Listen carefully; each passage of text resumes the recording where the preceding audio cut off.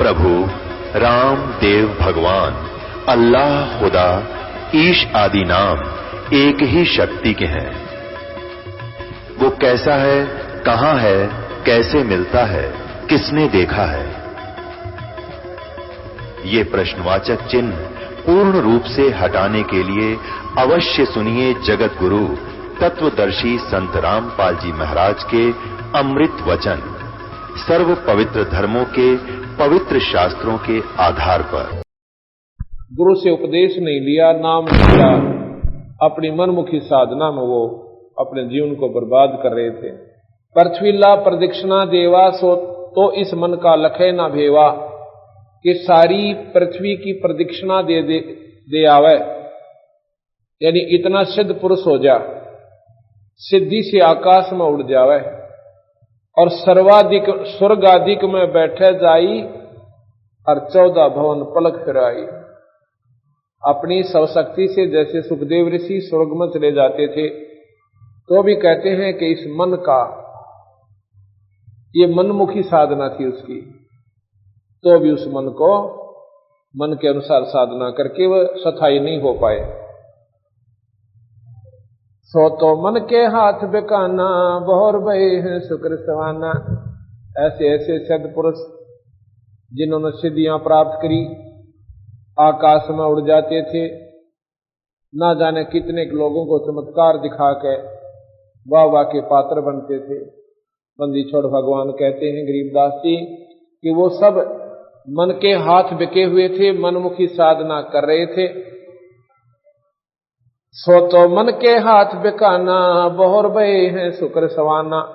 वो फिर कुत्ते और सुअर की दुनिया में चले गए वो सिद्ध पुरुष, जिनको सही नाम पूरे गुरु से नहीं प्राप्त हुआ।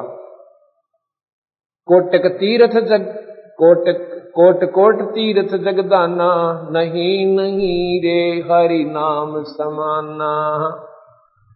करोड़ करोड़ तीर्थ कर लेवे और यज्ञ दान कर लेवे, लेकिन उस परमात्मा के सच्चे नाम के बराबर नहीं है। कोट कोट तीर्थ जगदाना, यज्ञ जग, क्योंकि महाराज ने भाषा को विशेष महत्व नहीं दिया। जैसे भी अपने हरियाणवी ला लो, किसी भी प्रकार के क्षेत्र की जैसी भी भाषा होती है उसी में समझाने की कोशिश करिए। कोट कोट तीर्थ जगदाना, नहीं नहीं रे हरि नाम समाना। गरीब तीर्थ जग तीर्थ यग युग युग करो, पावत ना जगदीश से। काशी करवत लेत हैं वो आण कटाव से। पहले क्या कर रखा था इन अनजान साधकों ने, इन भोली भाली आत्माओं को गुमराह करने के लिए काशी के अंदर एक क्रोध लगा रखा था। क्रोध, उसमें क्या बता रखी थी कि जो अपनी गर्दन इस क्रोध से कटवा लेगा उसको स्वर्ग प्राप्ति होती है। वो कैसे बना रखा था? गंगा के किनारे एक पक्का स्ट्रक्चर बनाकर और उसके बीच में एक बहुत नीचे जाकर गुफा बना रखी थी, और वहां पर उसको लिटा दिया जाता था कि तू सो जा आराम से, आंखें बंद कर लेना, उस परमात्मा का हुक्म होगा। कहते हैं उस समय वो क्रोध अपने आप आ जाएगा। वो अपना बैठ जाता था, लेट जाता था, और उधर से उसका कंट्रोल हैंडल कितना दूर स्थान पर था, उनके इशारे होते थे, वहां लेटा दिया, आप जाकर के वहां गुप्त रूप में उस क्रोध को नीचे को गिर दिया। और फिर वो अपना ऐसे सिस्टम करा रखा था कि उसकी गर्दन को ऐसे कर करके और टुकड़े कर देता था, और फिर वो नीचे एक पटला सा ला रखा था, वहीं से कंट्रोल होता था। उसको नो का नो गंगा में सरका दिया करते। ऐसा वहां पर काशी के अंदर इन अनजान साधकों ने बड़ी बड़ी आत्माओं को इतना गुमराह कर रखा था। तो गरीबदास जी महाराज कह रहे हैं, गरीब तीर्थ जग युग युग करो, पावत ना जगदीश। काशी क्रोत लेत हैं वो जा कटावे से, तीरथ व्रत अरु जोग जुगादम, नाम बिना सब कूड़ समादम, कर्म कांड से पावै राजम, जन्म पूर्व ले बिगड़े काजम। तीरथ व्रत योग चाहे कितने जनताएं करते रहो, नाम बिना सब कूड़ संवादम, जिसके पास नाम का जाप नहीं है, ये वाद विवाद कितनी भी वार्ता कथा वो सुनावे, वो कूड़ यानी अनजान साधना है, उसका कोई लाभ नहीं। कर्म कांड से पावै राजम, और जन्म पूर्वले बिगड़े काजम। जैसे भी कोई तप करता है, कोई यज्ञ साधना कर लेता है, धर्म अधिक कर देता है, तो उसके प्रभाव से अगले जन्म में वो राजा हो जाता है, और राजा तीसरे जन्म में फिर पशु योनि में चला जाता है, क्योंकि भगवान के नाम की भक्ति का बीज उस प्राणी में प्रवेश नहीं हुआ। तप से राज राज से तेजम, पाठ पटंबर भोग सेजम। तप से राज राज मदमानम, जन्म तीसरे सुकर समानम। तप से राजा बने, राजा अपने मौज मारे, और तीसरे जन्म में फिर वही कुत्ते और गधे की जोनी में वो राजा चला जाता है, जो परमात्मा से विमुख प्राणी था। कर्म कांड सुरगापुर बासा, फिर घोर कुंड पड़ नरक निवासा। गज तुरंग पाल की अर्था, नाम बिना सब दानव व्यर्था। कितने ही मौज आपने कर रखी है, लेकिन जितने भी आप दान धर्म कर रहे हो, बिना नाम बिना गुरु के अगर करते हो, तो नाम बिना सब दानम व्यर्था। ये सभी दान आपके व्यर्थ हैं, इनका कोई लाभ आपने नहीं मिलेगा। कैसे? गुरु बनाया नहीं, और कितने ही भंडारे कर दिए, कहीं पर हरिद्वार में जाकर भंडारा कर दिया, या वैसे भी अपने मनमुखी कोई साधना करवाते रहे, करते रहे, अच्छे पुण्य कर दिए, किधर गौशाला में दे दिया, यानी पशु पक्षियों को भी खिलाते रहे। इन सारों का परिणाम क्या होगा? जिन्होंने नाम नहीं ले रखा, उन प्राणियों को इस किए ही पुण्य का परिणाम जरूर मिलेगा, लेकिन वो मनुष्य नहीं बनेंगे। अगले जन्म में उनको पशु योनि मिल जाती है। मान लीजिए जैसे कई कुत्ते आपने देखे होंगे, उनको ऐसी सुविधा उपलब्ध होती है, मेरे ख्याल में मनुष्य जीवन में भी 50% व्यक्तियों को प्राप्त नहीं है। बढ़िया कोठी के मारे ना, अलग से उसका कमरा होगा, और कई तो ऐसे कहते हैं कि हमने तो अपने टोमी के ऊपर विशेष कूलर का प्रबंध कर रखा है उस कमरे में, और ऊपर पंखा चलता है। दिन में 3 बार नौकर स्नान करवाता है, और डॉक्टरी जांच करके उसको भोजन मिलता है। कार में चलता है, ड्राइवर अगली सीट पे और कुत्ता पछली सीट पे। उसके जो मालिक है चलाने कोठी वाला, वो तो ड्राइविंग कर रहा है, और वो कुत्ता देवता पिछली सीट पर अपना ठाठ से जो बैठा, जो कि जिस प्रकार मालिक बैठता है। अब उस अनजान आत्मा ने दान घने कर रखे थे,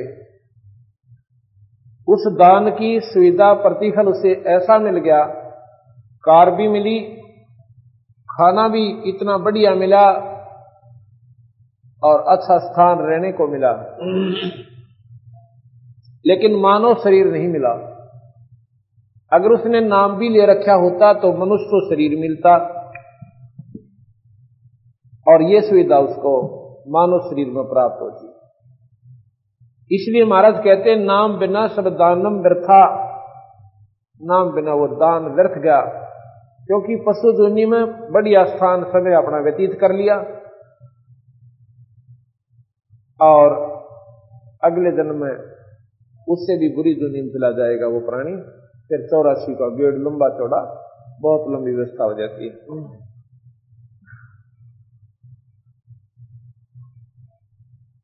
तीर्थ व्रत दान पुण्य कीजय, चरण कमल को संकल्प दीजय। ये तो प्राभक्ति बैरागा, गुण इंद्रिय मन मन सा त्याग्या। तन मन धन संकल्प कर दे ही, सो साधु है भक्ति स्नेही। संकल्प किया संख गुण होई, अकल अपिंडी अखंड बीज है सोई। सोई बीज भोग्या भगवान ना, संकल्प किया द्रौपदी दाना। कंदुर सुदामा अर्पण कीने, पल में पुरी राम रच दीने। दान पुण्य की करे न आशा, जो अर्पे सो पुरुष निवासा। शिकल बिकल व्यापै ना कोई, साधु रहे चरण मुख गोई। मेर कुबेर और रोटी दाना, चरण कमल अर्पण कर प्राण। इस प्रकार महाराज बताओ से कि भाई दान पुण्य भी करे तो बिना किसी इच्छा के करे। हमने मान लीजिए कोई अपनी मनोकामना पूर्णा के ताई और कोई भी धर्म का काम बोल दिया कि ऐसा करवा दो मेरा ये काम हो जाए, ठीक है वो काम आपका होगा, लेकिन वो पुण्य आपको आगे काम नहीं देगा, वहीं समाप्त हो जाएगा। यदि हम अपना कर्तव्य समझ कर और धर्म पुण्य करते रहे और नाम लेकर के गुरु से, तो वो हमें दोनों फल देते हैं। दोनों फल देवेगा, जैसे वो काम भी सरेंगे जो आने वाले कठिन हमारे कर्म थे वो भी हल्के होंगे और साथ में परमात्मा की प्राप्ति भी होगी। दान पुण्य की करे न आशा, जो अर्पे सो पुरुष निवासा। शकल बिकल व्यापै ना कोई, साधु रह चरण मुख गोई। अब कई ये कहते हैं, शकल बिकल कहते हैं कि जैसे हम धर्म पुण्य भी कर रहे हैं, परमात्मा का नाम भी ले रहे हैं, और एक काम कोई ना सरे किसी कारण से, तो सारे उलाने दे जाएंगे भगवान ताई। मन न्यो भी करता था, मन नाम भी ले रखा था, मन दान भी बतेरा कर लिया, पाठ भी करवाए। कहते ये नहीं, अपना देखा फिर तमाशा सतगुरु का। हो सकता है कोई ऐसा कर्म हो कि थोड़े बहुत कष्ट में और बड़ी बीमारी टलती हो, अपने मंदी छोड़ पे विश्वास रखे। सकल बकल व्यापै ना कोई, साधु रह चरण मुख गोई। मेर कुबेर और रोटी दाना, चरण कमल अर्पण कर प्राण। चरण कमल धुन लाई ये, हरदम बारंबार। गरीब चरण कमल धुन लाई ये, हरदम बारंबार। अर्थ धर्म का मोक्ष हो ही, साहेब के दरबार। कोट बदर टूटन ते राख्या, जा साधु का बाल निबाका। मुठरी बांध रहे जो न्यारा, जाके पड़े शीश पे जारा। इच्छा रूप करे जो दाना, अपना वृद्ध जावे बाणा। इच्छा रूपी जो दान करते हैं वो कहते हैं भक्ति को लजा रहे हैं, उन्हें ज्ञान नहीं हुआ अभी। इच्छा रूपी करे जो दाना, अपना वृद्ध लजावे बाणा। विद्या वेद पढ़े चतलाई, दरवधार बूढ़ी पंडिताई। विद्वान लोग कथा करने वाले महाराज कहते हैं इन्होंने काम बिगाड़ दिया सारा। पैसे के लालच में कथा करने लगे, और जो भी उन सुनने वालों को पसंद आवे वो सुनावे, चाहे वो उनको पथ भ्रष्ट करे, चाहे उनको वो नरक में ले जावे। उन्होंने ये उद्देश्य बना लिया कि सुनने वाले राजी होने चाहिए। अगर वो नौके है मूर्ति पूजा ठीक है, हाँ बिल्कुल ठीक है भाई, 3 में 3 व करनी चाहिए, और बढ़ावा दे देंगे उसने। उन्हें तो उन पैसे से तात्पर्य है, लेकिन भाई या कड़वी दवाई खाए बिना या सच्ची बात सुने बिना इस जीव का उद्धार कभी नहीं हो सकता।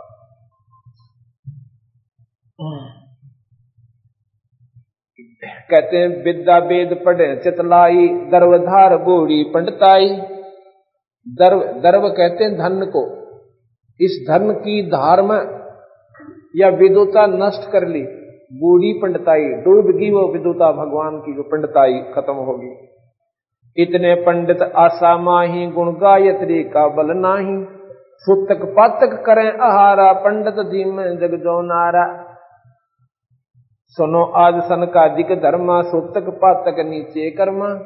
ये सुतक पातक जीवना ये नीच कर्म होते हैं, ये पाप के भागी होते हैं। पहले तो कहते हैं कि किसी का, महाराज बता रहे हैं, कोई व्यक्ति मर जाता था तो ऐसी आंट लगा दिया करते कि ईब इसका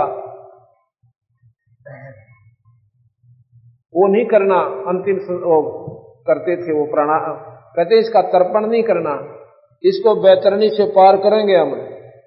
और जब करेंगे, कब करोगे कि इसका कारज करना पड़ेगा तुम्हें। तेरा मी का तार निकाडा कारज जीवनता ही, तेरा मी को जो समापन करना था वो समागम वो नहीं कराया। क्यों नहीं किया? क्योंकि भाई कारज और करना पड़ेगा तुमने, ना तो इतना अनर्थ हो जाएगा, ऐसा हो जाएगा। तो बंदीश्वर भगवान कहते हैं ये दर्वधार बूंदी बूढ़ी पंडिताई, इस माया की लहर में वो ज्ञान बह गया उन लोगों का। पंडित कौन होते थे? पंडित बताता हूं आपको। जैसे पंडित कैसे होते थे, जैसे गामा जी पंडित थे। पंडित नाम है विद्वान का जिसने पूर्ण ज्ञान हो कि ऐसे कर्म करने से हमें ये हानि होगी और ऐसा कर्म करेंगे तो हमारा धर्म नष्ट होगा, हमारे को पाप लगेगा। सुदामा ब्राह्मण थे, पंडित थे। ब्राह्मण सोए जो ब्रह्म पहचाने, जो आत्म तत्व का ज्ञान जिस प्राणी को हो जाता है वो ब्राह्मण कहलाता है। नहीं कोई जात की फीस से ब्राह्मण नहीं बनता। अब जैसे कोई वैद्य कवावे, उनका कोई बड़ा व्यक्ति वैद्य था, 5वां 6वां दादा, और अच्छा वैद्य था। अब उसके बाद उन सब ने अपने पीछे वैद्य रख लिया। अब वो एक समूह बन गया वैद्य। अब अपने पीछे लिखते हैं कि रामनाथ वैद्य, और कपड़े की दुकान है। ये उस तरह को पूछे पेट के दर्द की दवाई को मन ना मेरा वैद्य क्यों लिख रखा? वो एक वैसे परंपरा बनी हुई कि हम वैद्य थे, हमारे पूर्वज जो हम वैद्य के नाम से जाने जाते थे। इसी प्रकार पंडित एक जाति को हमने मान लिया, चाहे किसी ने कति अनपढ़ हो वो भी नौकर पंडितता में, वो तो एक वो परंपरा बना ली, वो एक समूह का नाम पंडित कर लिया। वो पंडित नहीं है। पंडित वो है जो मार्गदर्शन करते हैं, जिनको विद्वान कहा जाता है। और वो पंडित जो है उनके द्वारा किया गया गुमराह प्राणी भटकता है, भ्रमता है, वो दोषी कहला है। तो उसके लिए महाराज कहते हैं सूतक पातक नीचे कर्मा, सुनो आज सनकादिक धर्मा, ये सूतक पातक नीचे कर्मा। सुदामा जी पंडित थे, उसकी पत्नी ने बहुत ही प्रार्थना विनय करी कि देखो हम बहुत टोटे में दुखी हो रहे हैं और बच्चे हैं ये भी बेचारे कई बार तो रोटियां बिना सो जाते,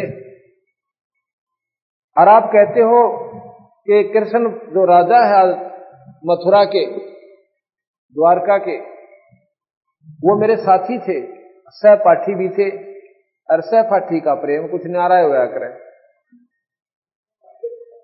आप जाकर के उनसे कुछ धन मांग लाओ। तो सुदामा ने बोला बात सुन भगवान कि ये शरीर जा सकता है, पर सुदामा मांगे को ना। ब्राह्मण का फर्ज मांगन का नहीं बनता। मेरे को कर्म में मार रह रही है, मैंने पिछले जन्म में पुण्य नहीं कर रखा, इसलिए मुझे ये उपलब्धि नहीं हो सकती। वह फिर पीछे पड़ी रही, नहीं मानी तो फिर चला जाता है। वहां जाकर भी कृष्ण ने पूछा कि सुनाओ महाराज जी के हाल से आपका? सुदामा अगली मोह हो रही से थरे बाग से। अपने मुंह तन्यों नहीं कहा कि महाराज जी कति बयान माटी हो रही है, कतई नहीं कहा, अगमोद से महाराज जी दया से। और 7वें दिन नो का ने उठ कर आ गया, अपने मुंह से ना मांगया और ना उन्होंने दिया। ठीक है, भगवान कृष्ण ने कहते हैं वो चावल खा के जो छुपा कर लकोरिया था, ये देवों तक देवों के इस राजा ने, गरीब आदमी छुपा छुपू का अपना वह गरवाड़ी ने बांध दिया था, चावल भून के 2 मुट्ठी, और उसने अपनी लको के काख में दे लिए। कृष्ण जी ने कहा कि भाई एक बात होता, भाभी ने क्या भेजा मेरी खातिर? बोलिया कोई ना काख ना न्यू करे। कहते हैं जब वह चादर खोस ली जिसमें वह एक पल्ले में बांध रहा था, आदमी बोला बड़ा आनंद आया तो आज आपके चावल में। उसके प्रतिफल में महाराज कहते हैं भगवान कृष्ण ने और सुदामापुरी यानी उसका बहुत सुंदर महल बना दिया, बहुत अच्छे पैसे दे दिए। कंदुल सुदामा अर्पण कीने पल में पुरी राम रच दीने।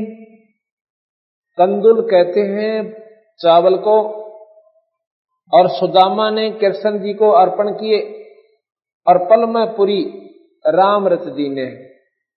उन चावलों के खाक को खा के अब यहां कहते हैं कि देते को हर देता है, जहां तहां से आन, और ना दिया फिर मांगता करो, परमात्मा सुना नहीं कहा। सनक सनंदन बूझो भाई, नीचे कर्मा लागे काई। यानी माड़े कर्म करते हैं नुकसान में जाओगे।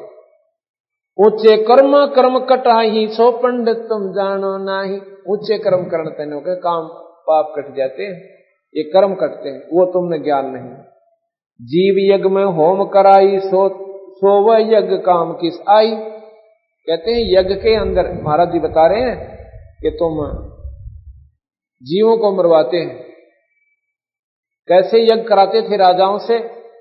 उनके हाथ से अजा कहते हैं बकरी को, बकरी कटवाते थे और उसको फिर न्यू का न्यू अवन पूर्ण हो लेता, उस बढ़ते हुए बट में उस न्यू के न्यू बकरी को डाल देते थे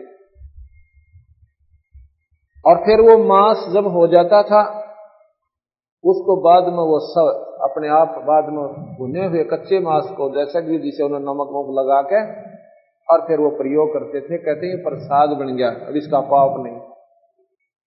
महाराज जी कहे इतने अनुदान बन गए जीव के स्वाद की खातिर, ने भी ना सोचा कि इतना अनरत करने लग रहे धर्म के काम में, और जीव इंसा पता क्यों कर पार पड़ा है। जीव यज्ञ में होम कराही, जीव यज्ञ में होम यानी उसमें डाल दिए, और सो वह यज्ञ काम किस आई। एक जीव अचराचर माई, शिव ब्रह्मा की पदवी ताई।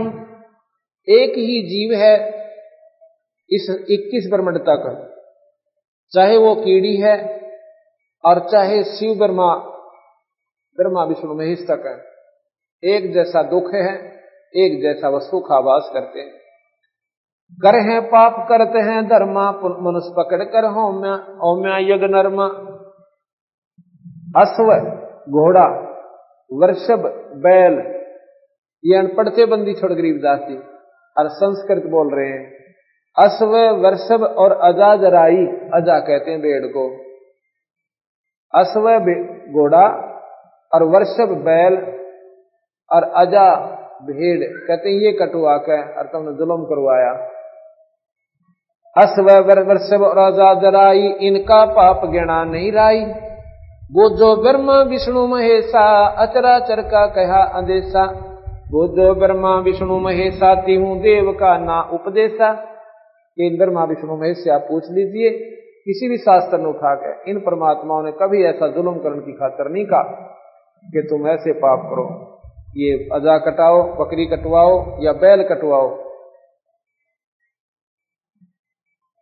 गरीब पंडित ज्ञानी बूढ़िया, किन्ने जीव विध्वंस। कीड़ी कुंजर आत्मा, सब गट एक अंश। कीड़ी चींटी, कुंजर हाथी, जो कहीं में एक का आत्मा है।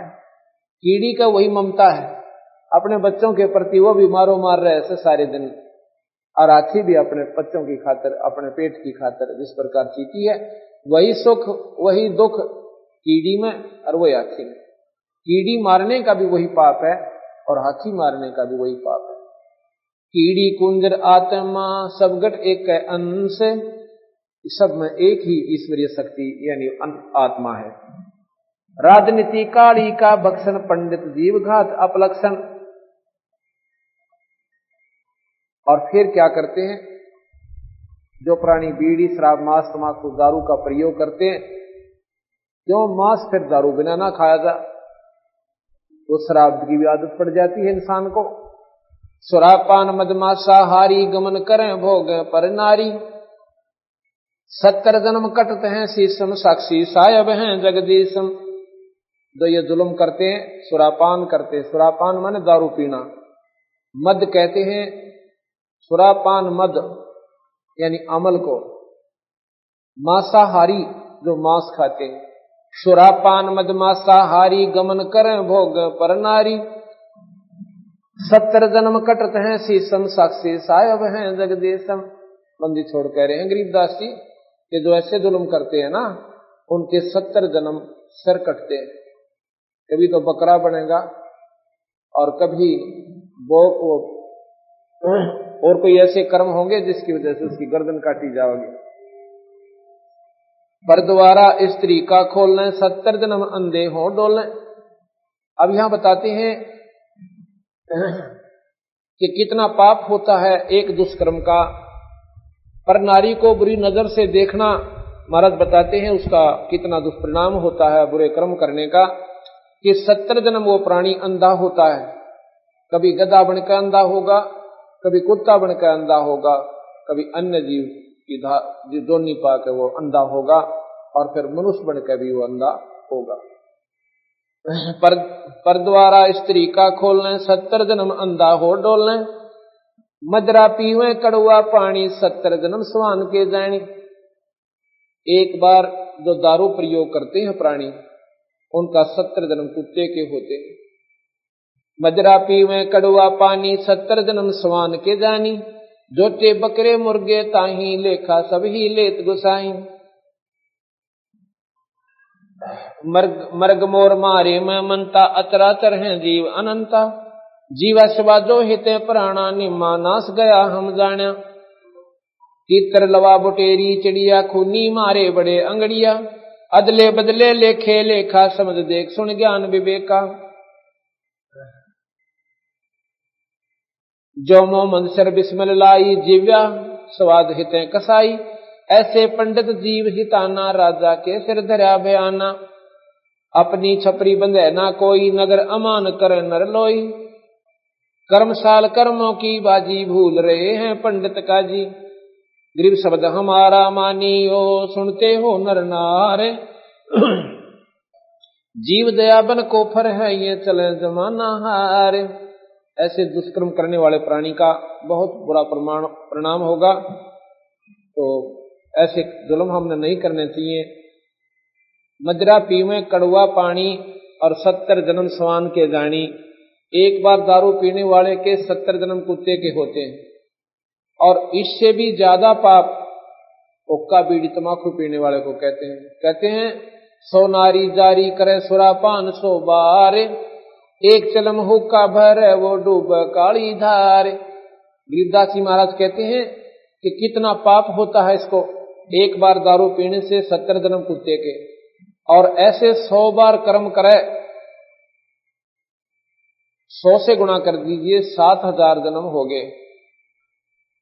7000 जन्म कुत्ते के होंगे उस प्राणी के जो एक बार हुक्का पीवे, यानी तम्बाकू प्रयोग करे, चाहे वो खावे या सूंघे, और चाहे सिगरेट में पीवे और चाहे हुक्का बीड़ी में प्रयोग करता है। उसका महाराज बता रहे हैं कि उसको कितने ज्यादा जुल्म होंगे, उसको इतना पाप होगा।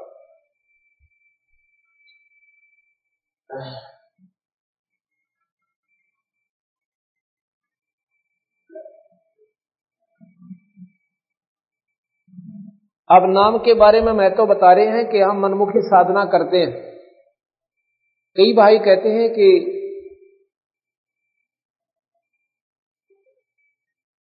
परमात्मा के केवल स्तुति कर लेने से, आरती करने से या परमात्मा के दर्शन करने मात्र से, कई कहते हैं कि हमने भगवान के दर्शन हो जाते हैं, जैसे कभी सौपन में कभी वैसे भी। तो महाराज कह रहे हैं ये तेरी पिछली कमाई काम कर रही है, लेकिन मुक्ति का अभी तक आपको कोई लाभ नहीं हो रहा। और नाम जो है अधिकारी बिना दिया नहीं जाता, और जब वैसे दे दिया तो काम नहीं करता। इस प्रकार कि जिस प्रकार एक सीप होती है समुद्र में जिसमें मोती बनता है। जैसे आपने शंख देखा होगा, शंखले से होते हैं, ऐसी उसकी आकृति हो है। ऊपर का शरीर उसका शंख जैसा हो है, लेकिन उसका आकार थोड़ा चपटा चपटा होता है। उसमें एक जीव होता है और वो जीव एक पानी की बूंद लेता है आकाश से। वो बूंद उसमें प्रवेश कर जावे, आकाश के पानी की समाति बोलते हैं उसको। और वो बूंद ऊपर का जो जल उसको मिल गया तो वो उसमें मोती बना देता है। यदि कब वो जल उसमें कब प्रवेश करता है, जब उसका वो मुंह खुला हो, अंदर उसको तड़फ बनती है और ऊपर आके वह समुद्र के ऊपरले हिस्से में मुंह खोल देती है। उसमें बारिश हो रही हो तो उसकी एक बूंद उसको काफी है और उस बूंद को लेकर मुंह बंद करके वो वापस पानी में चली जाती है। उससे वो मोती बन जाता है। अगर वो मुंह ना खुला हो और चाहे उसके ऊपर फिर सारा इंद्र बरस ले, कितनी तगड़ी बारिश हो जावे, उसमें वो मोती नहीं बन सकती। इसी प्रकार जिस प्राणी की अंतरात्मा में सच्ची लगन भगवान पाने की और नाम लेने की हो जाती है और उस तड़प के साथ वो नाम लेकर फिर अपनी साधना शुरू करता है तो उसको लाभ होता है। यदि नाम ना चाहते हुए भी वो नाम ले भी जाएगा तो उसको कोई लाभ नहीं होगा, क्योंकि उसमें वह कसक नहीं है। इसका उदाहरण देते हैं बंदी छोड़ के। एक समय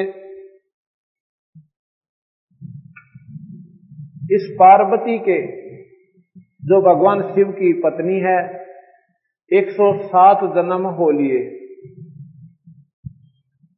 107 जन्म उसके हुए और प्रत्येक जन्म में वो भगवान शिव को ही अपना पति वरे और वो मर जावे, भगवान शिव न्यू का नू रहे। 108वां जन्म जब उसका होता है और गौरी नाम से वो उत्पन्न होती है, शिवजी से ब्याह हो जाता है। उस समय एक दिन नारद जी जाते हैं और पार्वती से कहते हैं, माता अकामबाई,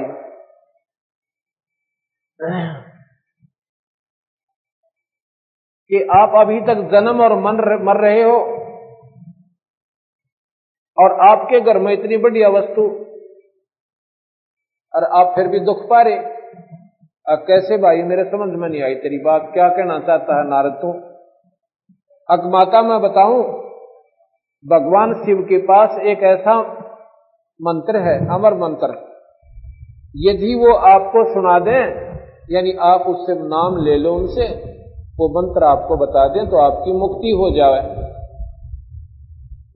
वह बोली, नारदिया बात तो भाई मेरा जची को ना। क्यों ना जची? नारद जी ने कहा कि आपके 107 जन्म हो लिए, 107 बार तो आप मर चुके और 108वें की तैयारी हो रही, आधी उम्र जा ली आपकी।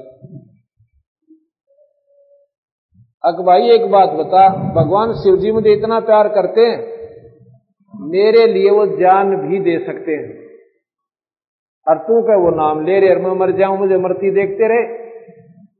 नारद जी बोले कि जान दे सकते हैं पर वह नाम नहीं दे सकते। क्यों? बोला भाई तो क्या मैं अंग्रेजी से बोल रहा है, तो सीधी बता मैंने क्या बात है। बात यह है माता जी कि आपने हृदय से पुकार नहीं करी उनसे। अभी तक आप उनको एक पति रूप से देख रहे हो, और जब उसको दूसरी दृष्टि से भगवान स्वरूप मान के और गुरु रूप से उसकी दृष्टिकोण से देखोगे और चरणा में पड़कर छक्कर होगे तड़प के साथ और फिर प्रार्थना करोगी, जब यो नाम मिलेगा और काम भी जब ही करेगा। और बताऊं क्या कि जो थारे घर में वो 107 खप्पर टंग रहे हैं ना, वो कंकाल तेरे सिर के हैं माई। मेरे सिर के? हाँ तेरे सिर के हैं भाई। और वो कई भगवान शिव जी भी अपने गले में गाय ले गिनती करे है कि 107 बार मर ली, निर्वाह कहीं भी समझ में नाम चीज का नाम ले लूं, पर कहता को ना। अब बोली रहता ने तो जुल्म कर दिया, मैं कितना जोगी भी ना छोड़ी तो नहीं गलत मानू तो वह दस्ती ना, क्योंकि वो 107 सिर। पर आज पूछूंगी वह किसके से, आज पूछिए मत ना, तो पाया में पड़ जाए, ये भी पूछने में लगी रहेगी बावड़ी, पैरा में पड़ जाना। और जब छोड़ना, जब नाम देने की यहां भर लें कि दिन में पूछा किसके हाथ देता है नाम देता है,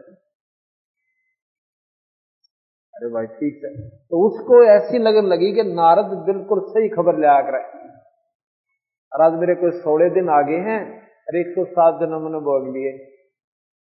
अब देखो विचार करने की बात है, एक बार राजा दक्ष ने यज्ञ की थी और पार्वती वहां चली जाती है अपने पिता के घर पे।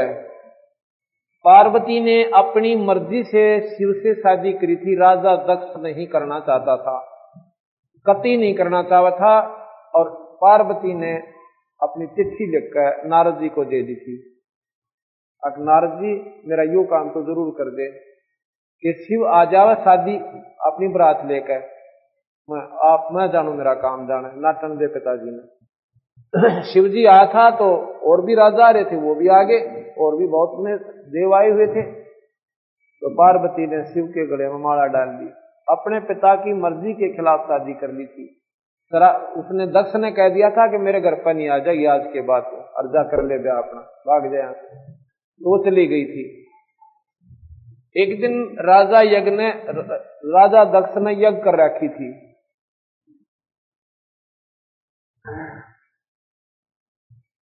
अब ये एक ही बात को सिद्ध करने की खातिर कम से कम 6 कथाओं का प्रमाण जोड़ना पड़ता है, जब यह बुद्धि ठिकाना आती है हमारी। इतना बिगड़ा हुआ ज्ञान हमारा हो चुका है।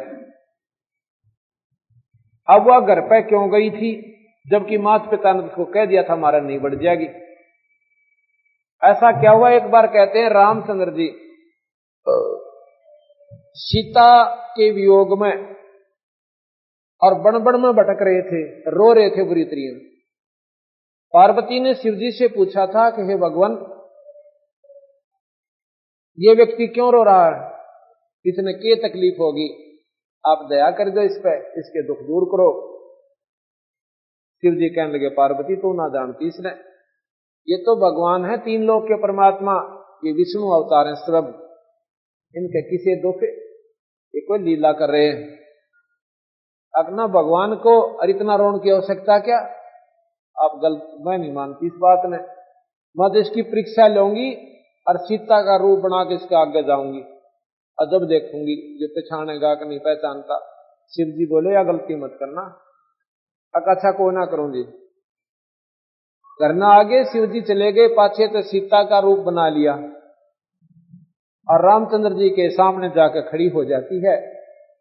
उसने सोचा तो नहीं था कि ले तेरे जो है ना छाती से लावेगा और बड़े दुख नो कहेगा, बता कि चुप कर पाई, कहाँ गई थी सीता, तो मैं तो मर गया होता तेरे बिना, ऐसे ऐसे मतलब अपने मन की कल्पना वो पार्वती लेकर गई। और जब भगवान रामचंद्र जी ने देखा उसका नहीं, तैनो बोली है दक्ष पुत्री माया, हे दक्ष की बेटी तू कहाँ आ गई। और भगवान शिव ने की छोड़ जाई, नौकनते हुआ तो गढ़ों पानी पड़ गया।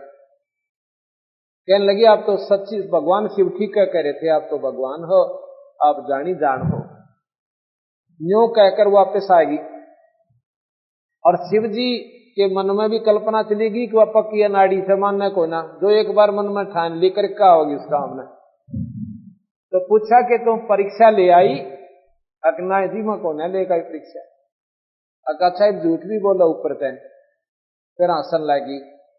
अभी साची को थे वह तो साचे भगवान से, बोला ठीक है, तेने मेरी माँ का रूप बना दिया पार्वती, आज मेरे पत्नी रूप में मेरे लिए स्वीकार्य नहीं रही, आज से तो मेरी माँ के रूप में है।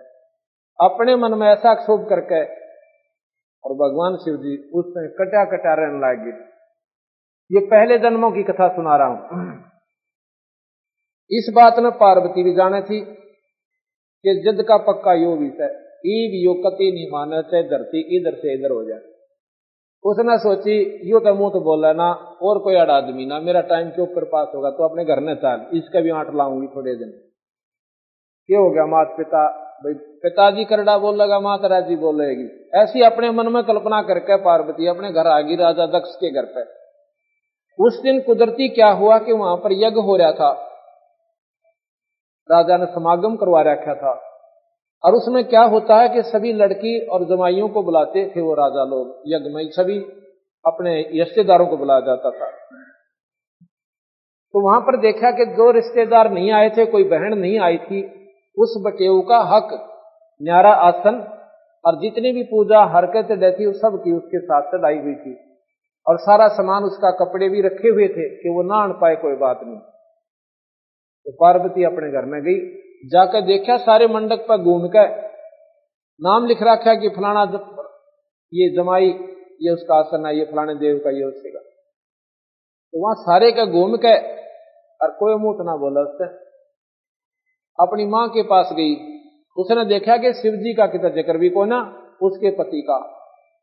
तो अपनी मां से कहने लगी, मां आपने अपने जमाई का कितना स्थान भी ना छोड़ रखा, ये वली बेबे उसने अपना पीछा छुटवाना था।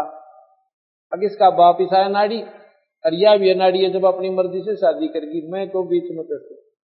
कहने लगी, भाई मन्नत दे रहा ना बेटी, तेरा बाप जाने तुम जाने ना, वो मेरी मानता, उससे पूछ ले। वो अपने पिता के पास गई, कहने लगी, पिताजी आपने सभी बहनों के जितने जमाई बटेऊ नहीं आए उनका हक दर रखा, मेरा को ना। तो बोला, तो बुलाई किस नाड़ाई किस लिए, अरे ऐसे निर्भाग का मैं को ना वो रखा करता, वो तो पशु है, आदमी थोड़ा है। गल में सांप उसका है, सारा दिन बड़े कूदे जा, किसी नड़ दिखा कर मैंने जुलूस कटवाना अपना। इस बात का वक्रड़ी काली मानेगी, अगला तेरी यज्ञ करवाऊं पूरी।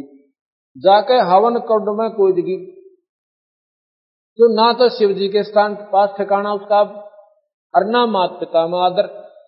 उसने नहीं सोचा ला भी ये काम कर दूं, कराऊं तेरी यज्ञ पूरी।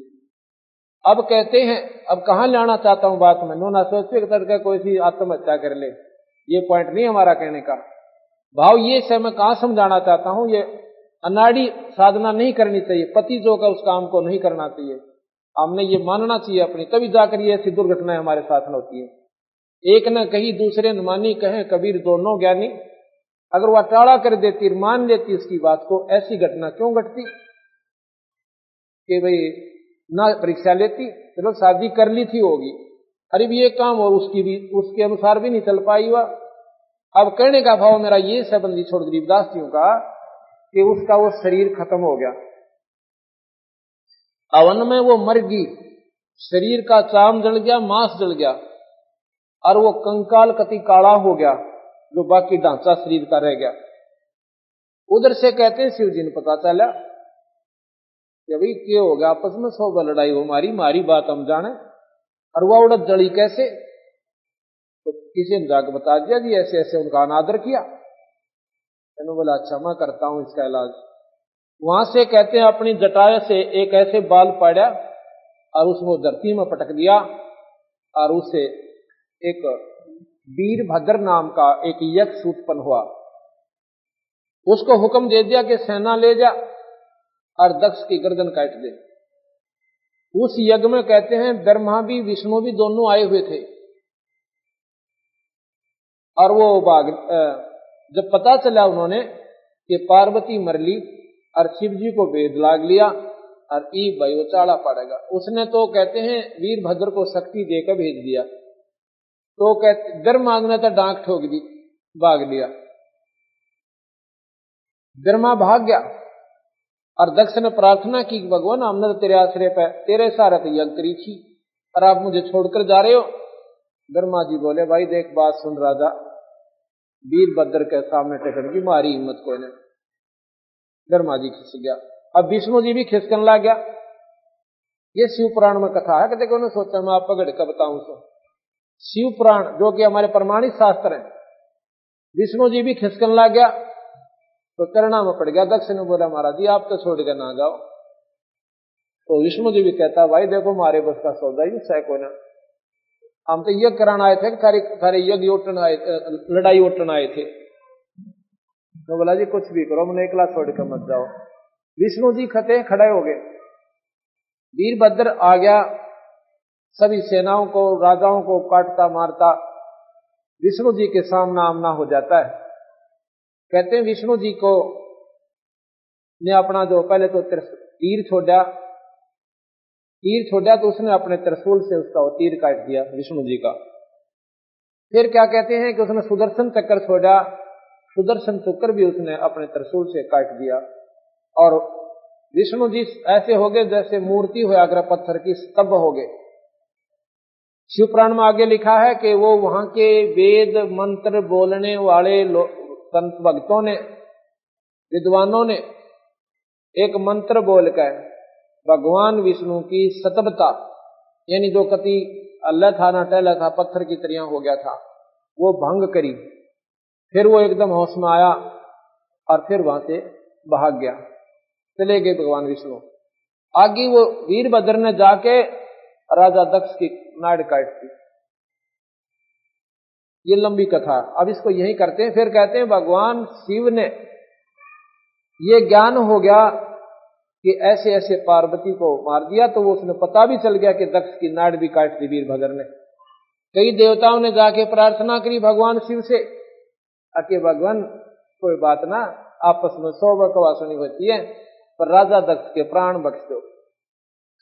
कहने लगा भाई कोई ऐसा प्राणी ले आओ जिसकी नाड़ काट ले आओ और ताजी गर्दन कटी हो, मैं राजा दक्ष की गर्दन धड़ पर ला दूंगा, जीवित हो जाएगी। अब वो शीश नहीं लग सकता इसका। कहते हैं फिर जाकर के एक बकरे का काट ले सिर, राजा दक्ष का बकरे का सिर ला दिया, वो जीवित हो गया। फिर भगवान शिव ने क्या किया कि उस पार्वती के उस कंकाल को उठाया और अपने कंधे पर धर लिया। इतनी ममता उमड़ाई कि पार्वती मैंने तो हंसी मजाक वैसे ही करा था और तन तो जुल्म पाट दिया, ये काम नहीं करना था। इतना प्रेम इतना भाव उसमें हो गया, उस हाडों में भी ममता फंस गई उसकी।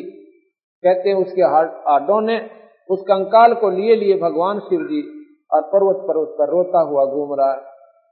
कई वर्ष बीत गए, हजारों लिख रहा था, हजारों वर्ष ऐसे ही बीत गए। उधर से भगवान विष्णु ने सोचा कि जब तक इसके ये हाड खत्म नहीं होंगे इतने इसकी ममता टूटे को ना। भगवान विष्णु ने सुदर्शन चक्र को आदेश दिया कि इस पार्वती के हाड खंडा दे, खत्म कर दे कंकाल को। उसने जाके उस कंकाल को ऐसा धमाका कराया, धमाका हुआ कि वो कितना नाक पड़े, कितना कान पड़े, कितना हाथ पड़े, कितना शरीर पड़ा। तो वहां कहते हैं जहां नाक पड़ी उड़ा, आंख पड़ी उड़ा नैना देवी, आंख पड़ी उड़ा के मोर देवी, ऐसे ऐसे लोगों ने वो आस्थाएं बनाकर वह मंदिर बना दिए। बाकी जो बना कहते हैं और मंदिर बन गए। अब इस प्रकार इतना प्यार भगवान विष्णु शिव जी का पार्वती में प्रति जन्म रहा और उसके बाद भी उसने वो मंत्र नहीं दिया। अब नाम की महिमा, अब नाम कैसे काम करे और फिर उसकी रहनी कैसी हो आप भक्तजनों की, तो दोनों मिलकर जब ये अपना पूरा काम करती है। तो क्या हुआ, अब इस प्रकार भगवान शिव जी जब घर पर आए, अब वहीं लाते कथा को कि नारद ने बता दिया था कि माता भगवान शिव के पास एक ऐसा अमर मंत्र है, अगर आपने वो दे दें आपका बेड़ा पार हो। आप इतना नहीं मरो जितने शिव जी नहीं मरे, इतने आप अमर हो जाओगी। जिस भगवान शिव की सबसे ज्यादा आयु है, ब्रह्मा से भी और विष्णु से भी। तो श्याम ने जब भगवान शिव आए तो जैसे पहले वो बात करती थी अपने पति रूप में, व्यवहार कुछ और होता है। वो एक घर के आम सदस्य जैसा व्यवहार हम करते हैं, पत्नी से भी पति ऐसा ही करता है। और जब उसने नो पता चला कि तो अमर मेरी तो जो ना जान इनकी मुट्ठी में, और ये इतनी महान आत्मा, और आपने तो कुछ भी कोई नहीं सोची मैंने तो इसके बारे में, और मैं तो इनको पति समझ कर कई बार अनादर भी कर देती थी। जब वो आते हैं भगवान शिव जी घर पे, कहते चरणा में गिर जाती है और रो रो कर रुदन मचावे। तो वो कहने लगा कि क्या बात से पार्वती, आज ऐसी दिक्कत क्या हुई आपको, किस चीज की आवश्यकता, तो साफ साफ बता। वह कहने लगी महाराज जी मेरे को जरूर पाप हुआ है, मैं घनी पापनी हूं, और इस करके आपने मेरे से एक इसी अनमोल चीज छुपा रखी ए भगवान एक बात बताओ, क्या कि मैं जब मरती थी आपका जी दुख नहीं पाया करता, कब मरती थी तो अभी मरी कहाँ है? अग्नियों ना बकाओ, ये खप्पर किसके हैं, ये कंकाल किसके सिर के? अब शिव जी ने सोचा आज तो भैया दूसरी भाषा बोला, ये इसके लेवल का ज्ञान नहीं है। नो बोली महाराज जी मेरे से कोई गलती हुई होगी और मैं मरूं और आप देखते रहो और आप मुझे प्राणों से भी प्यारी समझती हो। न्यो बोला पार्वती ये तेरा ज्ञान तक हो ना, न्यो बताते रहता है। बताया किसने? उसने बता के नारद जी आए थे और वो मेरे को बताएंगे कि आपके पास एक ऐसा अनमोल मंत्र है और आप मुझे कृपा कर दो दासी पे, महाराज जी मेरी दुर्गति मिट जा। नो बोला आज दूंगा तेरे को नाम, आज तो नाम पाने के अधिकारी होगी। आज जो तेरे अंदर वो कमल है परमात्मा की भक्ति प्रवेश करने वाला, आज खिल चुका है। आज तेरा हृदय नर्म कोमल हो गया कमल की तरियां, इसमें कोई मैल नहीं है। और इस भाव से जो नाम प्राप्त करता है प्राणी, वो नाम अंदर जाकर काम करता है। तो जब कहते हैं यो नाम नो को जा दूं, आ मेरे साथ अमरनाथ, जहां मंत्र कहते हैं अमरनाथ, इतने स्थान पर ले गया उनको, सुन स्थान, और वहां पर भी एक सूखा वृक्ष कति जिसके पत्ते भी नहीं थे, सिर्फ वो खूंड से खड़े थे, नारे नारे टहनियां सूखी हुई। और नो देख लिया कि वृक्ष में हो सकता है कोई पक्षी आ जा, पत्ता में मैंने देखा नहीं, और यहां पर मैं देखता भी रहूंगा कि कोई प्राणी इस मंत्र ने ना सुन ले और वो अमर ना हो जाए। तो महाराज कहते हैं तहां एक सूखा तरवर ताक्या, ता शिव को आसन ता रखा। आसन माने वहां पर अपना बैठा लिया पार्वती को, आप भी बैठ गया। और फिर कर से लाई 3 तारी, उड़ गए पक्षी नर और नारी। ऐसी भयंकर आवाज हुई 3 तारियों की जैसे बम पाट्या करे। आसपास के पक्षियों भी कोई था वहां पर, तो वो भी कहते हैं काफी दूर उड़ गया। उसके अंदर एक वो खोगर थी, एक ऐसा थोथा स्थान था खोखलाहा, उसमें एक तोते, मादा तोते ने अंडे दे रखे थे। उसने 3 तारी जब बजाई भगवान शिव ने, जितने अंडे जो ठीक थे उनमें बच्चे बनकर वो भी उड़ गए, लेकिन एक गंदा अंडा बाकी रह गया। और वो अंडा एक प्राणी का था जिसके निमित्त वो दुनी भोग रहा था। उस गंदे अंडे में भी वो प्राणी अपना पड़ा हुआ सिड़ रहा था। ये जीव आत्मा इस शरीर ने जल्दी से नहीं छोड़ती, मरे पाछे भी। वो कितना जोगा निरंद एक्सीडेंट हो जाए या कोई किसी कारण से कंडम हो जाए तो वो प्रेत, वो आत्मा जो है इसके अंदर घुसी रहती है, ढूंढती है कि फेरने में चल पड़े। ये नहीं चलता। फिर इतने बाद जब तक इसको फूंक के सवा नहीं कर देते या गार्ड नहीं देते या नहर में नहीं फेंक, दरिया में नहीं डाल देते, इतना हुआ जीव इसमें से इसने खाली नहीं करता। तो वो गंदा अंडे का एक जीव था, उसका निमित्त वो था, उसका वहां पड़ा रहा। अंडा खत्म हो लिया था, वो गढ़ बच्चा बनने दोगा नहीं रहा, उसमें जो उसका अंग नहीं बन पाया था। अब भगवान शिव ने कहते हैं वहां पर वो अपना कथा सुनानी शुरू की। अपनी कृपा से उस माई को अंदर के कमलों के बारे में जानकारी दी। अब वो इतना जानते सुने कि उसका डर हो रहा गात में, कदीब का फिर ना मर जाए भगवान शिव छूट जाए, 3 खाड़ा शादी हो है रोले पड़ के, और ये सारा झंझट मिट जाएगा जब तक हम रहेंगे, इतने इकट्ठे रहेंगे। इतनी लगन लाके उस माई ने और जान तो बात सुनी, वो मुंह मत का डर, वो उसी स्थान पर उसकी सूरत जावे। जैसे मूल कमल बताया तो माई का ध्यान मूल कमल पर गया और वहां की प्रक्रिया बताई कि ये गणेश जी का स्थान है, यहां पर उस गणेश का लोक है, इस पर ऐसे मंत्र जाप करना है। आगे फिर ना भी स्वाद चक्र है, उसमें ब्रह्मा और सावित्री का मंत्र है, ये मंत्र जाप करना है, वहां दोनों का वास है। ऐसा सौर्य बताए। एकदम वह शरीर के अंदर घुस गई, शरीर के अंदर सूरत जाती है, उन पर ध्यान लगाती और यहां पहुंच जाती। जब तक कंठ कमल तक ये प्राणी रहता है, इतना वह हंकारे भर रही है, हाँ जी हाँ जी हाँ जी, ऐसे देख रही है, हाँ जी जब ये यहाँ सुन में पहुंच जाती है तो वहां जी करना बंद कर दिया। जो ऊपर का पक्षी जो गंदा था अंडा, उसमें तोता बन गया और वो लग गया हाँ जी कहने। अब उसके भी गेल चले वो मंत्र। इतने में कहते हैं भगवान शिव ने देखा इसकी तो समाधि लग गई या बोल नहीं रही, ये आवाज कहां से आई। जब ऊपर देखा वो तोता जो है वहां से उड़ लिया। भगवान शिव उनका पीछे पड़ लिया। वो जाकर तोते के शरीर ने छोड़कर वेद व्यास की पत्नी ने जमाई ली।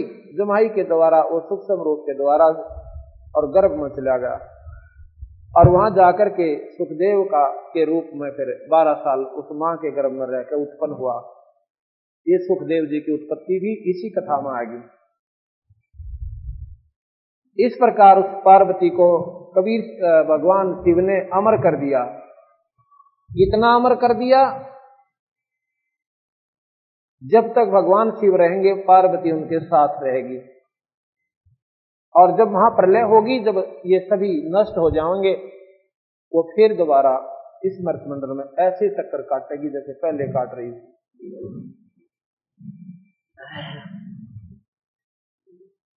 शंकों दे दरी तन योनी नो ततके का बीज न भूनी, मोक्ष मुक्ति का लख्या न भेवा, भर में पुत्र व्यास सुख देवा। अब देखो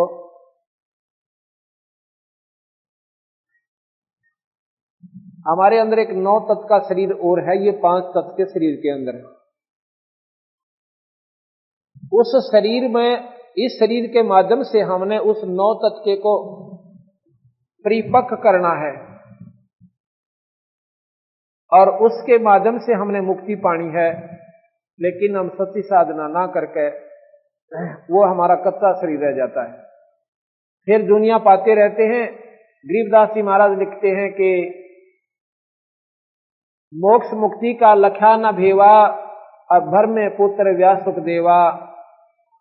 मोक्ष मुक्ति का उसके भाव भेद नहीं पाया उसने। भगवान सुखदेव जी ने